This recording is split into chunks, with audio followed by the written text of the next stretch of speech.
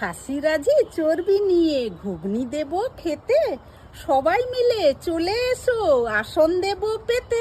খাসির চর্বি দিয়ে গরম গরম ঘুগনি রান্না। প্রথমে 150 গ্রাম খাসির চর্বি নিয়ে ধুয়ে ছোট ছোট করে কেটে নেব। এবার আঁচ জ্বালিয়ে কড়াইতে 250 গ্রাম ভেজানো মটর জল এবং নুন দিয়ে সেদ্ধ করে নেব। বড় বড় 3টে আলু ছোট ছোট করে কেটে নুন দিয়ে ভেজে নেব। চিনি এবং তেজপাতা ফোড়ন দিয়ে পেঁয়াজ কুচি, রসুন বাটা, আদা বাটা, টমেটো কুচি দিয়ে কষিয়ে লঙ্কা গুঁড়ো, হলুদ গুঁড়ো, জিরে গুঁড়ো, ধনে গুঁড়ো এবং নুন দিয়ে বেশ কিছুক্ষণ কষিয়ে নেব।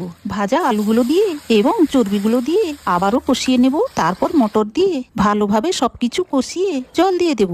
সেদ্ধ হয়ে এলে শেষে গরম মশলা ছড়িয়ে দিলেই রেডি খাসির চর্বি দিয়ে ঘুগনি রান্না। এবার শীতের সকালে গরম গরম মুড়ি, পরোটা, লুচি এসবের সাথে পরিবেশন করুন এই অসাধারণ সুস্বাদু গরম গরম খাসির চর্বি দিয়ে ঘুগনি।